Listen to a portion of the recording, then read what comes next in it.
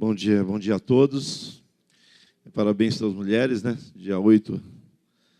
A Andreinha estava falando para mim logo cedo, hoje é Dia Internacional das Mulheres.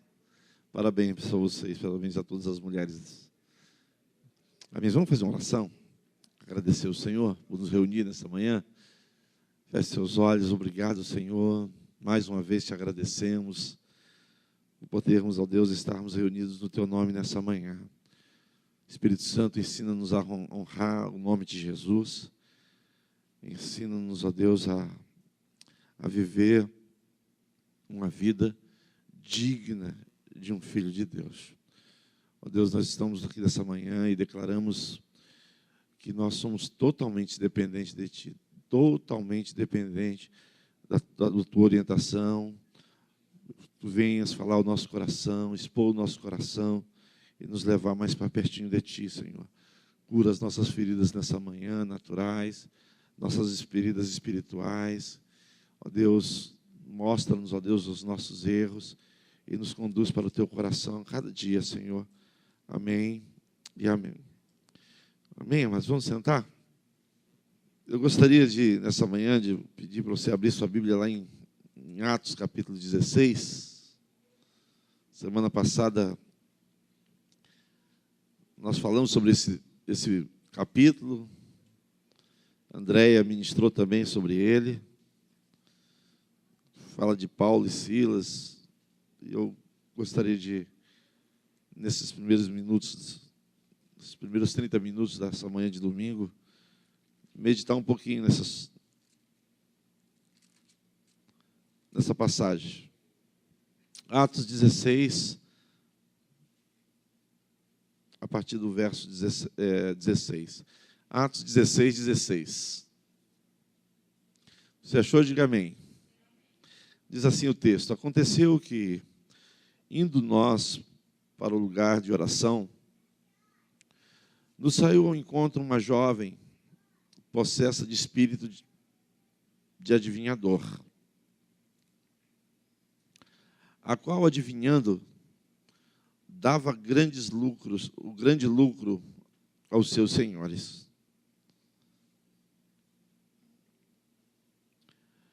Uma jovem possessa, uma jovem que dava, adivinhando, ou falando sobre o futuro das pessoas, dava grande lucro, dinheiro. Verso 17, seguindo a Paulo e a nós. Essa jovem seguia os dois e clamava, dizendo: estes homens são servos do Deus Altíssimo e vos anunciam o caminho da salvação. Era uma cooperadora, né? Estava ajudando ali. Isso se repetia por muitos dias. Muitos dias. Então Paulo, já indignado, voltando-se, disse ao Espírito: em nome de Jesus Cristo, eu te mando, retira-te dela. E ele, na mesma hora, saiu. Verso 19 diz assim: vendo os seus senhores que se lhes desfizera a esperança, vendo os seus senhores que se lhe desfizera a esperança do lucro, agarrando em Paulo e Silas, o arrastaram para a praça, à presença das autoridades. E, levando-os aos pretores, disseram: esses homens, sendo judeus, perturbam a nossa cidade, propagando costumes que não podemos receber, nem praticar, porque somos romanos. Levantou-se a multidão, unida contra eles, e os pretores, rasgando-lhes as vestes, mandaram açoitá-los com varas. Mandaram açoitar com varas. E depois de lhes darem muitos açoites, os lançaram na prisão, no cárcere, ordenando a um carcereiro que os guardassem com toda a segurança. Este, recebendo tal ordem, levou-os para o cárcere interior e lhes prendeu os pés no tronco. Por volta da meia-noite, Paulo e Silas oravam e cantavam louvores a Deus. E os demais companheiros de prisão escutavam. De repente, sobreveio tamanho terremoto que sacudiu os alicerces da prisão. Abriram-se todas as portas e voltaram-se e soltaram-se as cadeias de todos. O carcereiro despertou do sono e, vendo abertas as portas do cárcere, puxando da espada, ia suicidar-se, supondo que os presos tivessem fugido. Mas Paulo bradou em alta voz: não te faças nenhum mal, que todos aqui estamos. Então o carcereiro, tendo pedido uma luz, entrou precipitadamente e trêmulo, prostrou-se diante de Paulo e de Silas. Depois, trazendo-os para fora, disse: senhores, que devo fazer para que seja salvo? Responderam-lhe: crê no Senhor Jesus, e serás salvo tu e a tua casa. E lhe pregaram a palavra de Deus, e a todos os de sua casa. Naquela mesma noite, cuidando deles, lavou-lhes, os vergões dos açoites. A seguir foi ele batizado, e todos os seus. Então, levando-os para a sua própria casa, lhes pôs à mesa com todos os seus, manifestava grande alegria por terem crido em Deus. Quando amanheceu, os pretores enviaram oficiais de justiça com a seguinte ordem: põe aqueles homens em liberdade. Então o carcereiro comunicou a Paulo e Silas estas palavras. Os pretores ordenaram-lhe que fossem expostos em liberdade. Agora, pois, sai e ide em paz. Paulo, porém, lhes replicou: sem ter havido processo formal contra nós, nos açoitaram publicamente e nos recolheram ao cárcere, sendo nós cidadãos romanos. Querem agora, às ocultas, lançar-nos fora. Não será assim. Pelo contrário, venham eles e pessoalmente nos ponham em liberdade. Os oficiais de justiça comunicaram isso aos pretores, e estes ficaram possuídos de temor.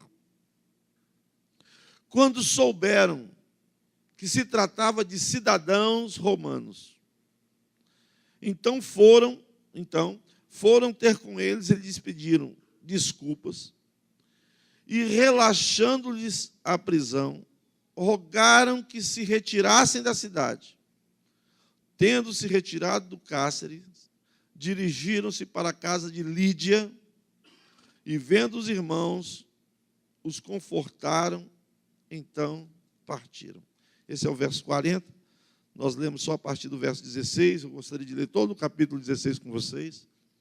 Mas o que eu chamo, muita coisa aqui chama atenção. Eu creio que à medida que eu fui lendo com muita pausa para que você pudesse acompanhar a leitura e meditar um pouquinho no que você estava lendo, muitas coisas aqui, eu não sei o que chamou a sua atenção aqui quando nós estávamos lendo, mas algumas coisas eu creio que, se você está prestando atenção na leitura, o Espírito Santo está falando algo no seu coração, está trazendo alguma coisa, te chamando maior atenção. Eu quando li esse texto, né, já li ele várias vezes, já preguei várias vezes sobre esse texto, mas o que me chama a atenção nessa manhã e nesses dias, desde semana passada, quando a Andréia começou a falar sobre esse texto de Atos 16, foi o discernimento que Paulo teve. Porque o discernimento, ou seja, é a visão, a revelação. E em cima de uma visão, de uma revelação, de um discernimento, ele vai agir. E ele vai agir em torno daquela revelação que ele tem, o discernimento que ele tem, independente de circunstâncias. E eu tenho falado aqui para vocês como é importante para nós que somos filhos de Deus ter revelação. Não adivinhação. Não é saber o que vai acontecer amanhã ou semana que vem, ou como é que vai ser o Brasil esse ano. Ter uma revelação, não no sentido de saber o amanhã. Isso é uma coisa interessante, né? O brasileiro, de uma maneira geral, acho que o ser humano, né? Se ele acredita que há uma possibilidade de dar uma olhadinha numa bola de cristal, num tarô, cartas, alguma coisa, búzios, né? Alguma fogo, quiromancia, sei lá, alguma coisa que possa proporcionar a ele um deslumbre do que será amanhã. Será com quem eu vou casar? Será que eu vou casar? Será que eu vou ser feliz? Olha aí nas cartas, olha aí na bola de cristal, acho que nem sei se isso tem mais. Vê se como é que está isso, como é que vai ser esse ano, né? Aqui no Brasil tem muito horóscopo, né? Vê aí, qual é o teu signo, né? O teu signo para hoje, né? Como é que está para hoje? Eu sou do signo de aquário, de peixe, aí vem lá e tem pessoas que seguem isso, a lista, a risca, né? E hoje, como é que está o dia? Para bom para os negócios. Esse é um dia ruim, é melhor você não sair de casa. Então, ele direciona a sua vida sempre com esses prognósticos, essa adivinhação. Nós somos assim. O ser humano, ele gosta dessas coisas, né? E nós chamamos lá fora chamávamos de adivinhação, ou quando nos convertemos, chamamos de profecia, né? Porque agora nós somos crentes. Antes a gente ia na macumba lá e o cara falava alguma coisa e dava outro nome, né? Agora que somos evangélicos, a gente só muda, a gente continua se alimentando da mesma coisa. Só mudou o garçom. Você entende essa ilustração que eu estou falando? A gente vai para o restaurante comer costela. E quem me servia era Beltrano. Mas agora eu me converti. Quem vai me servir agora é fulano. Leia-se, Jesus. Então, eu vou para o restaurante e continuo buscando o que eu comia antes. Era costela. Mas só que quem vem me servir agora é Beltrano, não é mais fulano. Não mudou nada, meu alimento é o mesmo. Eu quero a mesma coisa, só que agora quem me traz não é mais Beltrano, é fulano. Mudou o garçom. Antes quem me servia era outra pessoa, e agora quem me serve é o Senhor Jesus. Eu vou buscar isso. E isso a gente transfere automaticamente para dentro do reino. Se nós não tivermos discernimento e não tivermos profecia, ou seja, uma palavra que vem nos trazendo e vem nos revelando quem é Jesus.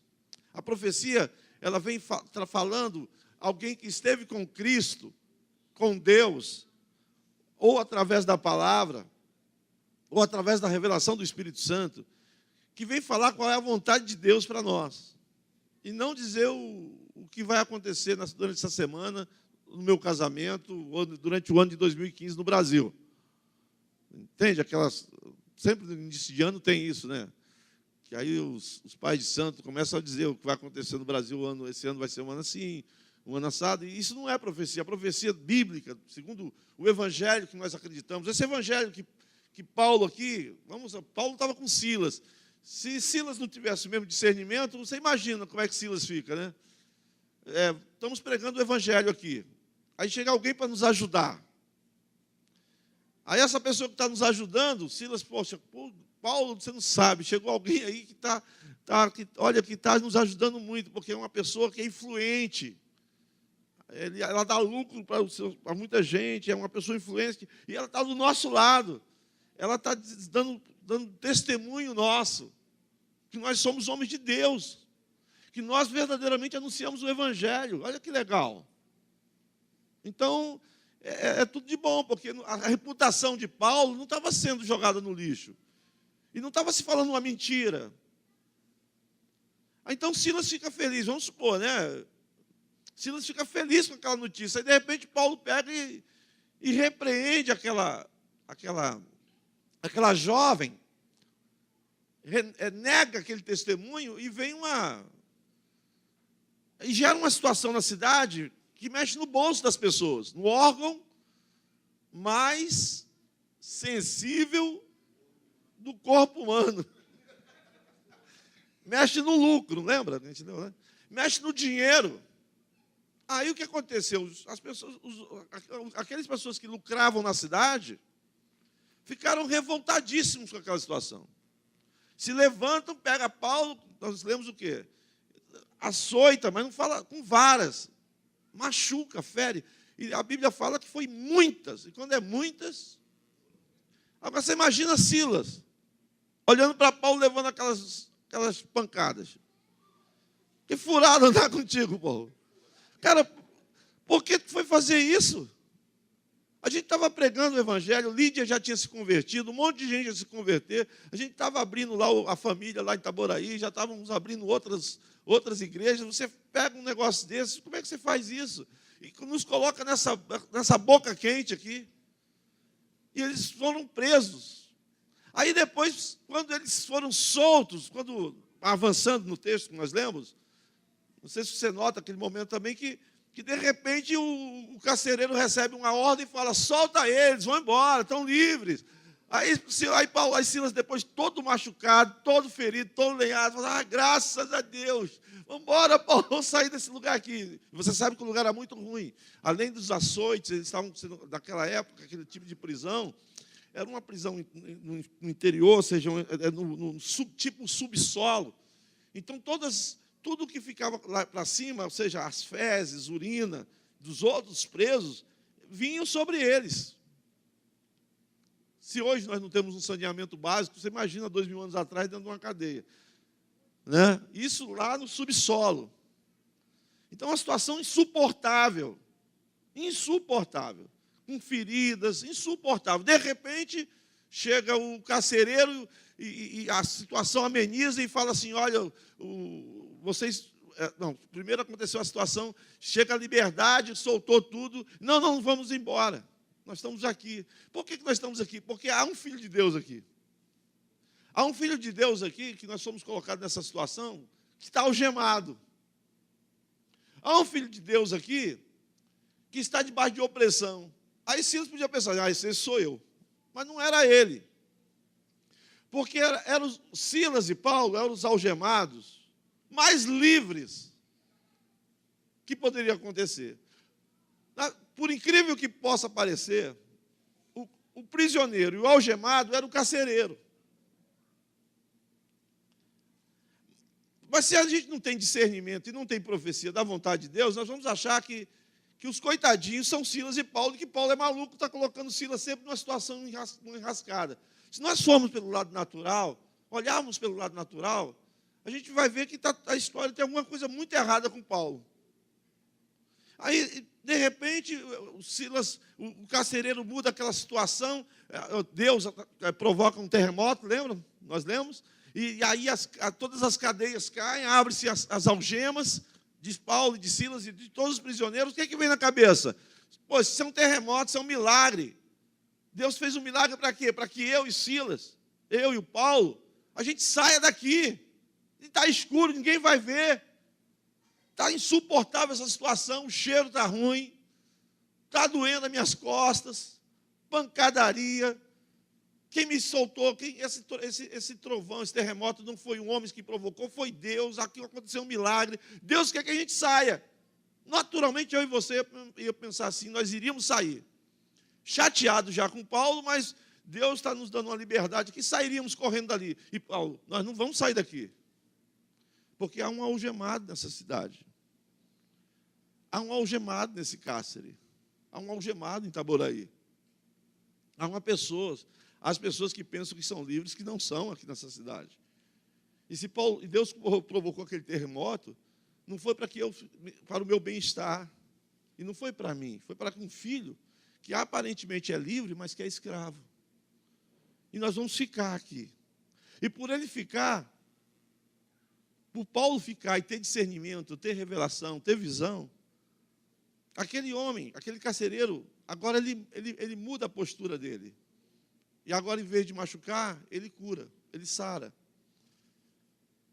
Aquele carcereiro que antes estava batendo, agora era um enfermeiro. Agora era um médico, agora era aquele que assoprava, aquele que batia, agora está soprando. E Deus está curando as feridas de Paulo e de Silas pelas mãos de um homem que estava machucando. Porque a gente gostaria que Deus curasse de uma maneira sobrenatural, mas Deus usa homens. E da mesma maneira que Deus usa Paulo e Silas para libertar o carcereiro, agora Deus usa o carcereiro para trazer um alívio para Paulo e para Silas. A maneira que Deus vai trazer alívio para a sua vida e para a minha vida é quando nós sairmos daqui com discernimento e buscarmos tirar as algemas dos nossos irmãos que estão ali fora, debaixo de uma opressão, debaixo de um cativeiro religioso. Quer seja um cativeiro religioso ou um cativeiro da ignorância. O cativeiro você dê o nome que você achar mais conveniente. Mas o fato de você não conhecer, a sua fé, ela é pequena. Porque a fé, ela está baseada na profecia, ou seja, o quanto você conhece da vontade de Deus. E as pessoas, nós estamos vivendo um tempo onde, todos os tempos foram assim, onde as pessoas, os filhos de Deus são cegos. E essa cegueira traz prisão, traz cativeiro. E nós, às vezes, nós queremos um alívio, mas nós queremos que o alívio venha direto dos céus. O alívio, nós queremos que venha, nem que venha de uma menina que esteja nos ajudando a pregar o Evangelho. Nós queremos um alívio que venha de um terremoto. Mas nós nunca imaginamos que o alívio vai vir quando aquela pessoa que está adorando a uma imagem, aquela pessoa que está conhecendo um Evangelho deturpado, enganoso, ela é liberta. Quando essas pessoas dessa cidade começarem a se libertar, Deus vai usar a mãos dessas pessoas, para nos trazer o alívio, porque o nosso alívio é sobrenatural. O nosso alívio está em fazer a vontade do Pai. Quando Jesus chama seu discípulo para um determinado momento, e os discípulos vão para a cidade comprar comida, trazer alimento, e eles voltam, mas Jesus fica naquele lugar, ali perto do poço de Jacó, onde ele encontra uma mulher chamada, uma mulher que se intitula Mulher Samaritana, porque ela era da cidade de Samaria. E Jesus fala um diálogo longo com essa mulher, um texto lindo, que se pode meditar numa manhã, quem sabe uma manhã como dessas aí. E aí Jesus, quando aqueles discípulos voltam, pelo fato de Jesus ter feito a vontade de Deus, ele está totalmente alimentado. E os discípulos chegam com alimento, chegam com a ceia, chegam com pão, chegam com alimento, que foram para a cidade buscar, felizes, vamos trazer comida para Jesus. E Jesus fala assim, Jesus, nós temos comida. E eles não estão com fome. Mas alguém trouxe comida para você? Alguém te alimentou? E comida fala de satisfação. Alguém te satisfez? Será que alguém chegou primeiro do que a gente com a comida? Aí ele fala, uma comida eu tenho para comer. E essa comida fazia a vontade do Pai. E isso me trouxe um alívio, me trouxe paz. E esse alívio nosso, a gente às vezes fica pensando que vai vir um terremoto e quando no dia seguinte a minha conta bancária vai estar positiva. Vai vir um terremoto, aí a minha esposa vai me tratar melhor, e o fato dela me tratar melhor, agora tem um alívio. Nós ficamos achando que vai vir alguma coisa sobrenatural e vai mexer nas minhas circunstâncias. E, na verdade, Deus quer mexer com o seu discernimento, para que você possa entender um evangelho que é sobrenatural, mas é um evangelho sobrenatural para te transformar, e não um evangelho sobrenatural para transformar circunstâncias. Porque o tempo todo a circunstância de Paulo estava ficando boa, e Paulo parece que quando mexe, piora. Mas por que ele continua convicto? Porque ele tinha uma profecia, tinha uma revelação e visão. Porque se você não tem uma revelação do teu caminho, uma visão clara do teu chamado, quem você é, para onde você está indo, qualquer chuvinha vai ser um desastre no seu caminhar. Como eu falo que sempre, qualquer circunstância contrária, algo que vai contrariar a sua vida, vai fazer você prisioneira, ou prisioneiro, cativo de circunstâncias, cativo de sentimento, cativo de alguém. Você se torna cativo de uma situação que alguém possa fazer por você. Você não é uma pessoa livre. Você depende do que a sua esposa fala, você depende do que seu filho faz, você depende do que o seu patrão faz, você depende de todo mundo, depende da Dilma, depende do Petrolão, depende de tudo. Totalmente cativo. E só vai bem se o Brasil for bem, só vai bem se a família for bem, só vai bem se as finanças foram bem. Cativo daquelas circunstâncias, e as suas circunstâncias a qualquer momento mudam.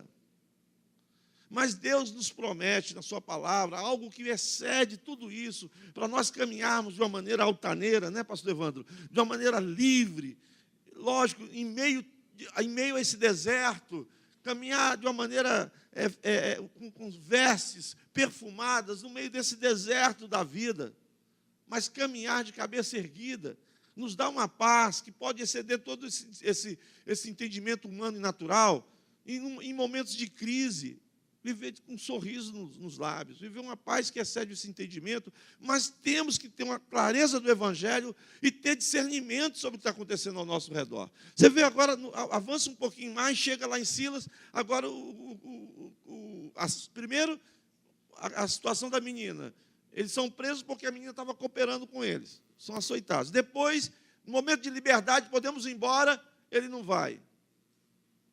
Silas podia falar assim: olha, Paulo, você quer ficar aí, você fica, mas Deus me libertou aqui, o cativeiro, olha, veio o terremoto, eu estou saindo por essas portas, escuro, ninguém está me vendo, vou me embora, não vou suportar isso aqui não. Deus está me falando, Deus está mostrando nessa circunstância aqui que está tudo bem para mim, está a hora de eu ir embora, e eu vou ficar não. Mas Silas permanece ainda.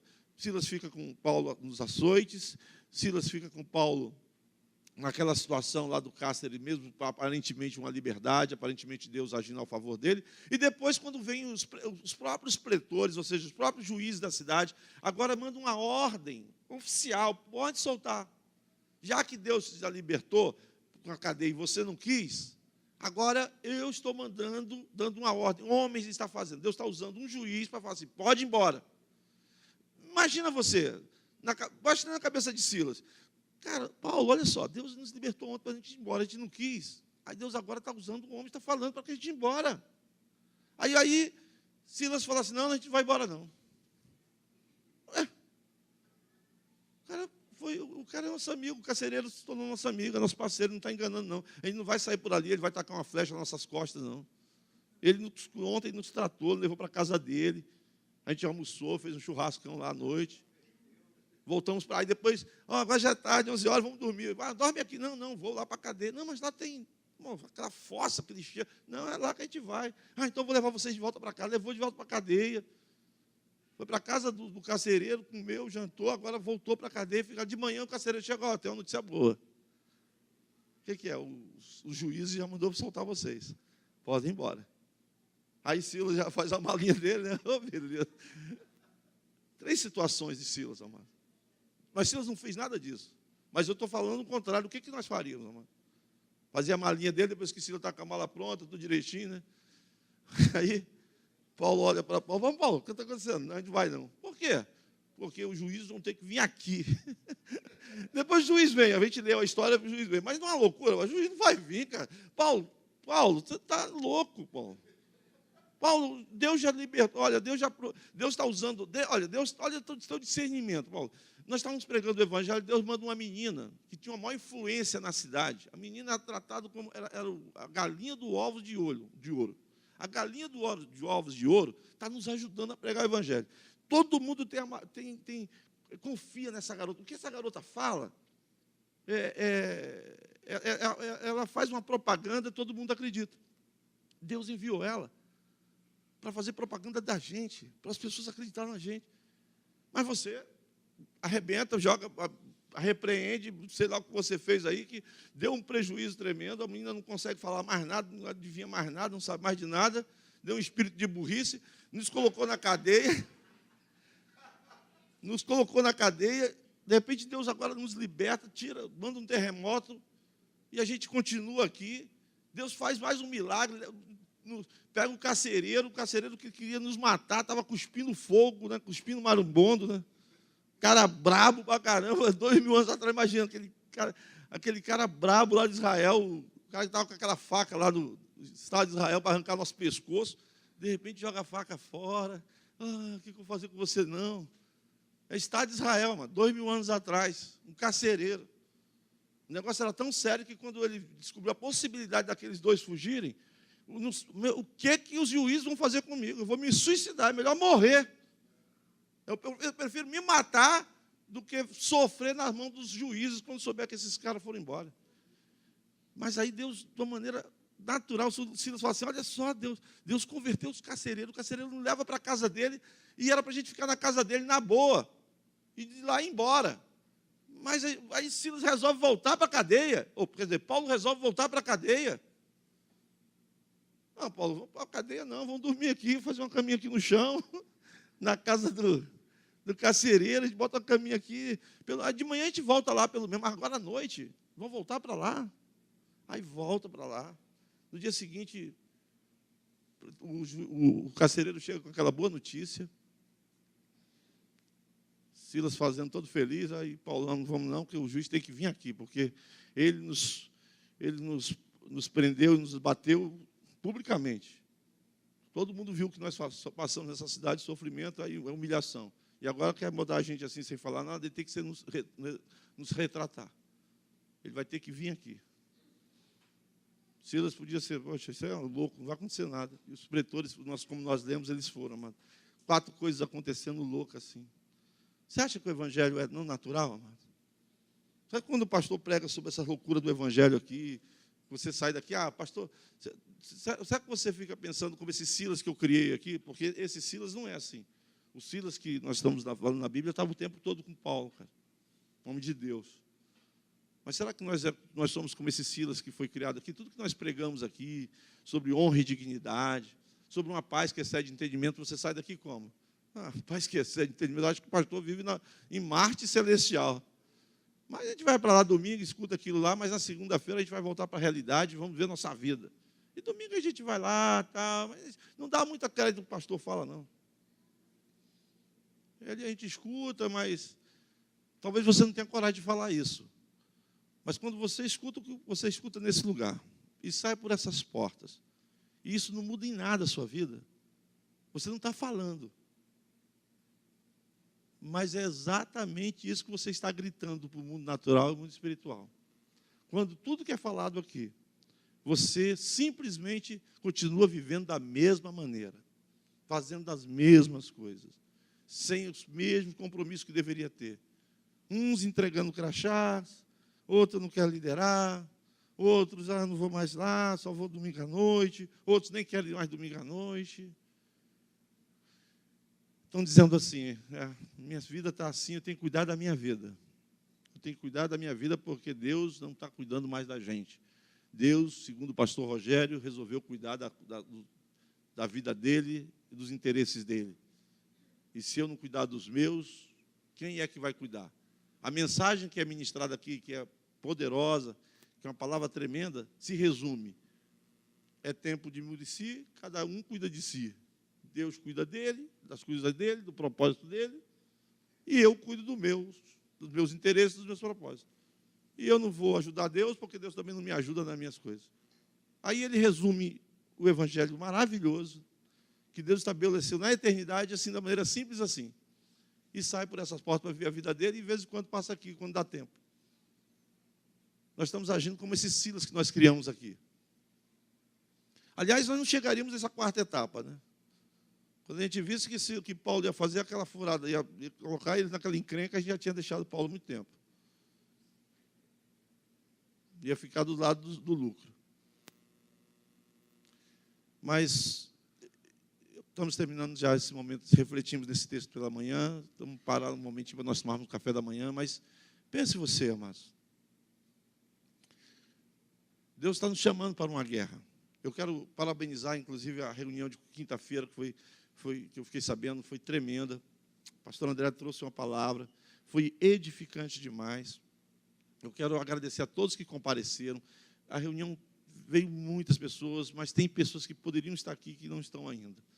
Mas nós estamos sendo convocados para um ano que está sendo anunciado já naturalmente, não é nem uma questão de adivinhação, não é uma questão de quiromancia, de cartas, de búzios. É um ano difícil, é um ano de deserto, não é o ano chinês, do dragão, é uma coisa natural.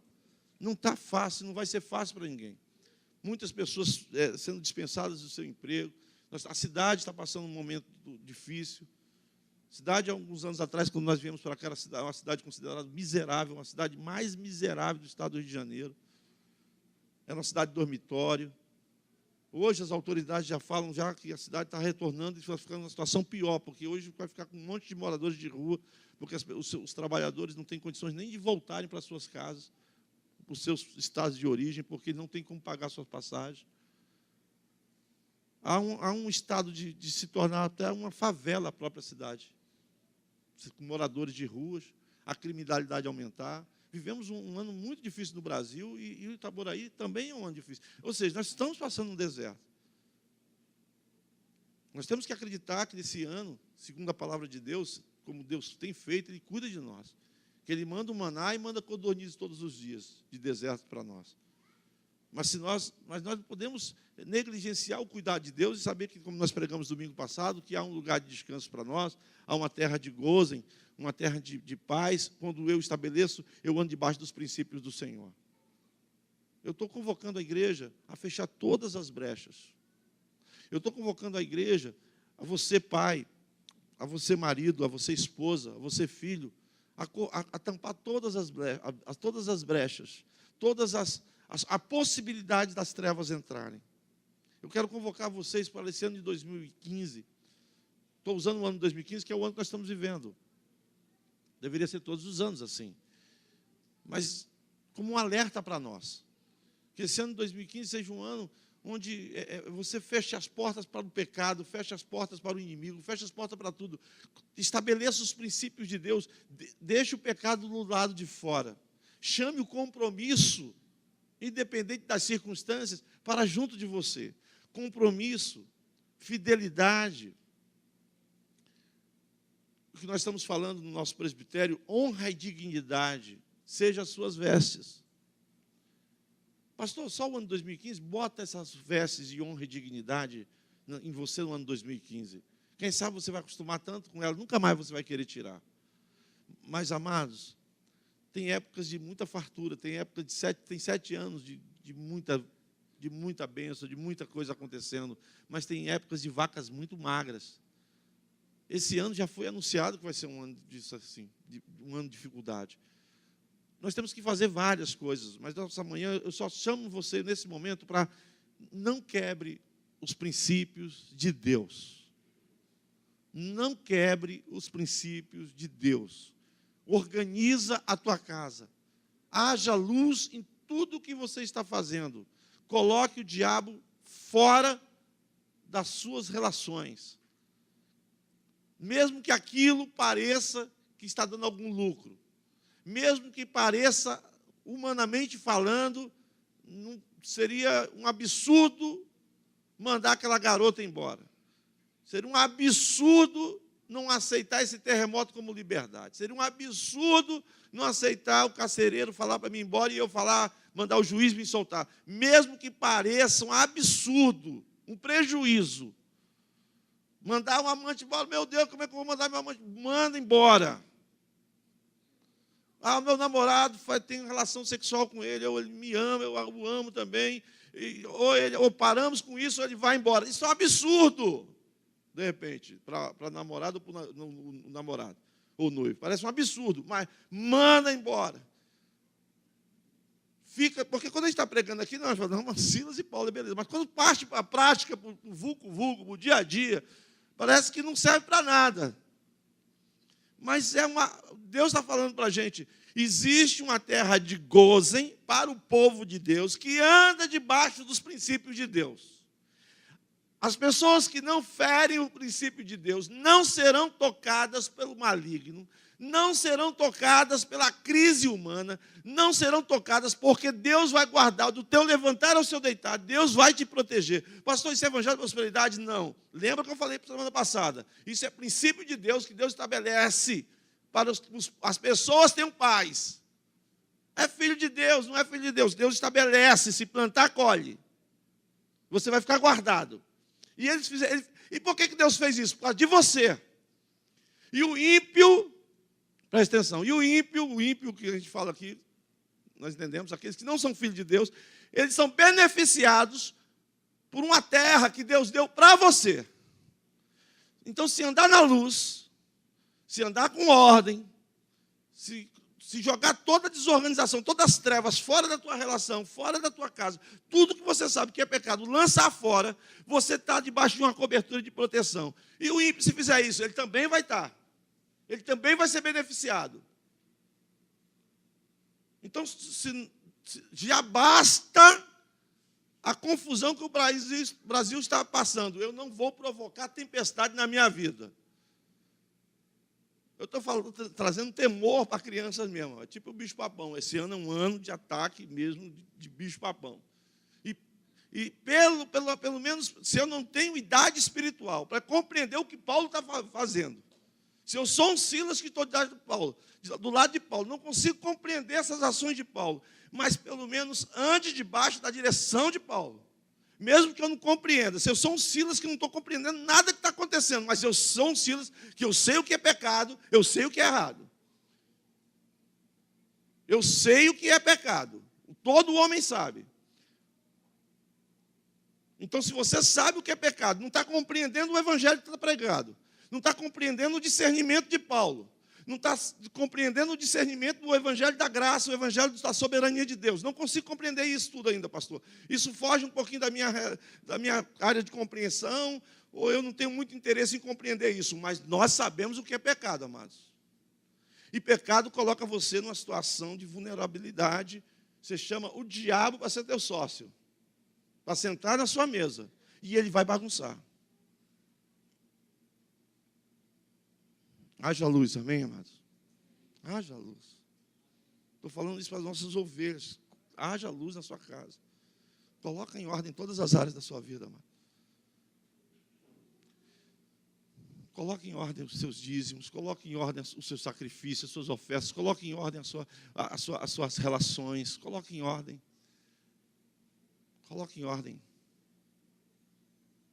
Diga a verdade. E quando as pessoas...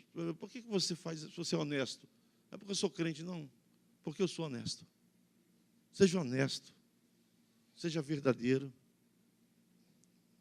E tudo que aconteceu no ano de 2015, se você estiver andando na luz, não vai ter mão do diabo. Não vai ter mão de homens. Vai ter a mão de Deus operando na sua vida. Quer seja alegria, quer seja tristeza. Quem está colocando é Deus. Não há homem, não há Petrolão, não há Nestor Severó, não há Dilma, não há Lula, não há diabo, não há o vizinho, não há o cachorro. Há um Deus todo-poderoso que está operando na minha vida. Me dando tirando. Abacuque. Me alegro em Deus, porque o diabo não tem nada dele na minha casa, nas minhas relações e na minha vida. Estou expulsando, estou tirando o tapete, tirando todo aquele pó que estava escondido, que ninguém sabia, que eu fui escondendo durante muitos anos, ou muito tempo, e ninguém viu, mas eu sei que está lá. Eu resolvi fazer uma faxina na minha vida. Tiro o tapete, tiro o pó. Não compreendo, parece loucura, mas tiro o pó. Tira a sujeira. Tira a desordem. Não espere eu falar aqui qual é a sua desordem, porque eu não sou adivinho. Nós não temos um espírito de adivinhação. Estamos falando de santidade, de vida santa.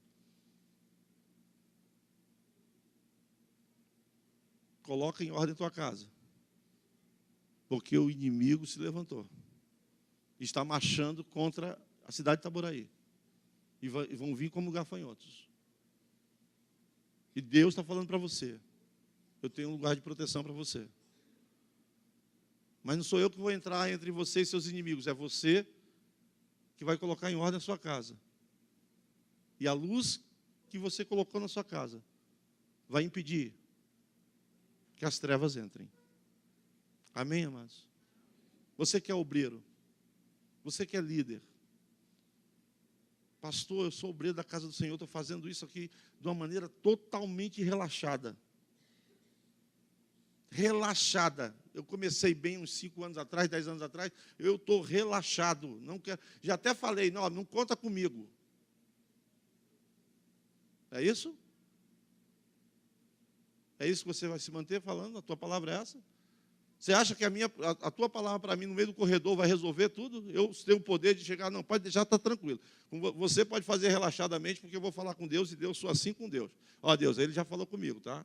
Tranquilo, ele está relaxado, mas é só 6 meses. Depois, continua protegido. Deus não vai negociar comigo a sua vida. E ele não está negociando nem com você. Ele já estabeleceu. Há um lugar de gozen. Há um lugar de proteção. Para quem?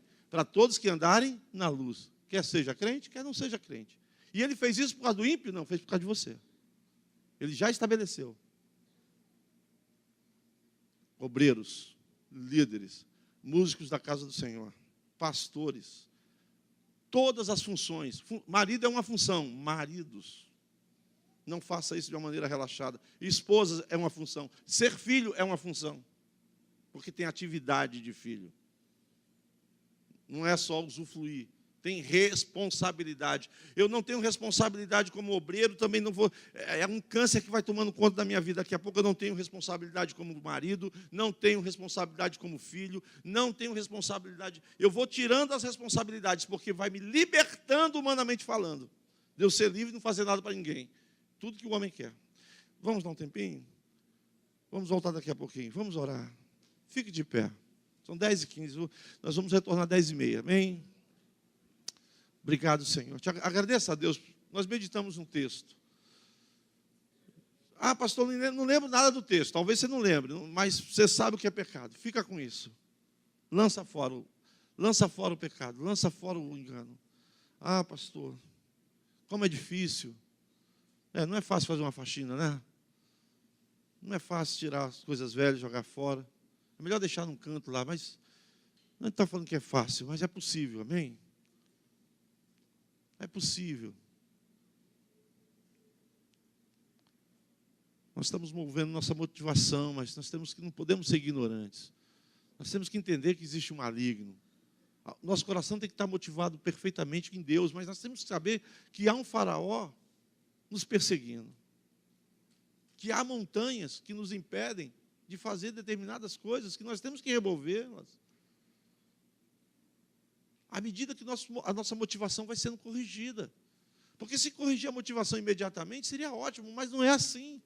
Como é difícil ter um coração sábio, um coração focado, ainda que o coração ainda não se tornou totalmente sábio, mas vamos colocar em ordem aquilo que nós já podemos fazer. Pai, no nome de Jesus, Tua palavra que é simples, mas poderosa e é eficaz, foi ministrada, a chuva caiu sobre nós, Senhor. Nós somos sementes, nós somos flores dos teus jardins, Senhor. Tu vem com o teu sol, com a tua chuva sobre nós, e traz o crescimento dessa palavra que foi ministrada, Senhor. Cuida de nós, nós somos ministrados, então a ministração nos desafia, mas a palavra também diz que eu querer e o efetuar. Oh Deus, coloque isso no nosso coração nessa manhã. Essa palavra nos ajuda a nos tirar o pó dessa caminhada, nos ajuda a lavar, Senhor, tomarmos um banho nessa manhã, meditarmos sobre o que nós estamos fazendo e o que nós vamos fazer a partir de agora, com isso que nós estamos ouvindo, Senhor. Oh Deus, que a gente possa abrir os nossos olhos para o que algo está acontecendo nessa cidade. Deus quer nos usar de uma maneira poderosa para cair aos algemas de filhos de Deus que estão debaixo de uma opressão religiosa. Oh Deus, abre os nossos olhos, dá a visão espiritual para a tua família. Nos leva, Senhor, para o teu coração nessa manhã de novo, todos os dias, Senhor. Em nome de Jesus.